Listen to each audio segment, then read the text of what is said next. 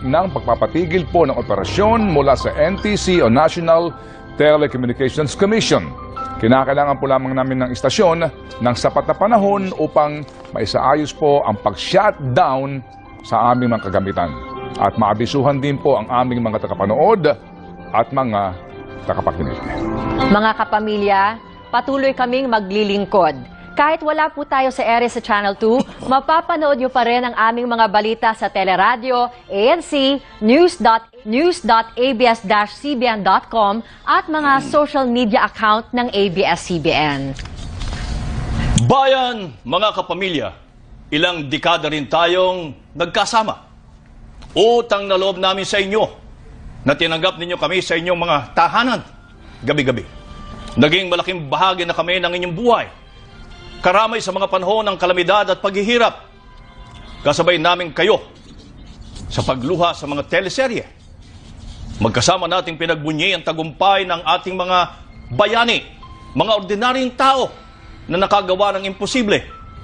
Sabay din nating pinanood na nabuo o mabuo ang kasaysayan sa pamamagitan ng TV Patrol at iba pang news and current affairs program. Isa pong karangalan na maging tagapaglahad ng inyong mga kwento at tagabantay sa mga nasa kapangyarihan. Karangalan po namin na maglingkod sa inyo, kabayan. Hindi man na-renew ang aming prangkisa at pinatitigil ang ating broadcast, nangangako kami sa inyo, hindi kami mananahimik sa pag-ataking ito sa ating demokrasya at sa malayang pamamahayag. Sa harap po ng pinakamalaking dakog at hamon sa aming kumpanya at sa aming mga hanap buhay, hindi namin kayo tatalikuran, kabayan. Mga kapamilya kami, tayo ang ABS-CBN. In the service of the Filipino, saan man sila naroroon sa buong mundo.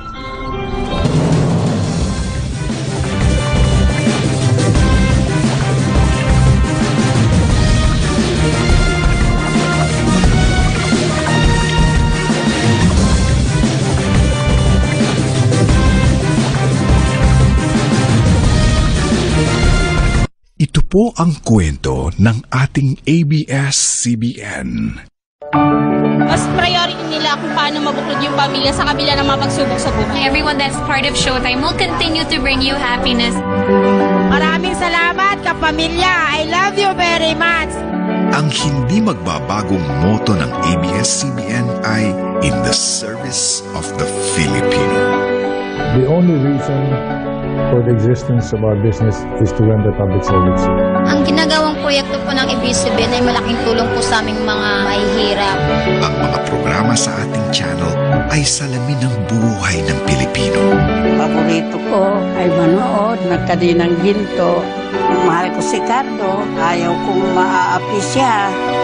Naramdaman ko ang happiness sa mga show ng ABS.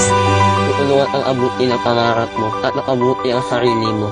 Ang news naman ng ABS-CBN ay siya pa ring pangunahing source of information ng Pilipino. Di pa matudaan sa usa ka lolo. Pagsaka sa precious tips na dapat tandaan. Kapag may mga balita, tinatawag ko yung mga anak ko para mapanood nila at napapaliwanag ko rin sa kanila. Marami kaming napanood na ganyang incident sa TV Patrol. Na-apply naman namin yan kung paano kami trubabaho. Ang ABS-CBN ay katuwang din ng gobyerno sa iba't ibang uri ng serbisyo publiko. Kasama dito ang mabilis na pag-agapay sa mga biktima ng kalamidad at trahedya sa pamamagitan ng Sagip Kapamilya. Huwag tayong mawalan ng pag-asa. Katuwang ng pamahalaan sa edukasyon ng kabataan sa pagprotekta sa kaligtasan ng mga bata. Tinulungan ka po nilang lumaban. Tinulungan ka nilang i-discover mo kung sino ka. Sa pangangalaga ng kalikasan. Yung mga dinala at itinanim namin dito na dala ng ABS-CBN, napapakinabangan na po. Marami na po kaming, may mga na-harvest na po kaming bunga dito. Sa pagbibigay ng kabuhayan.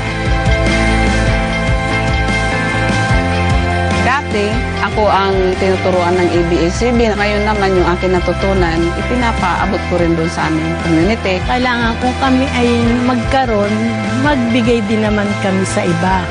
Sa pagpapahalaga sa kalusugan. Sila po yung naghanap ng foundation para kay Baby Dylan para maoperahan po siya agad. Pagkatapos po ng operasyon niya, maganda naman po yung naging improvement din sa katawan po niya. Yan po ang ating ABS-CBN. Kinalakihan nating lahat, naging bahagi ng buhay ng Pilipino. Nais pa rin makaambag sa kinabukasan ng bawat kapamilya. Maraming salamat po sa maraming taon na kami po ay inyong pinatuloy sa inyong mga tahanan. Maraming salamat po sa maraming taon na ating pinagsamahan. Hanggang sa muli, kapamilya.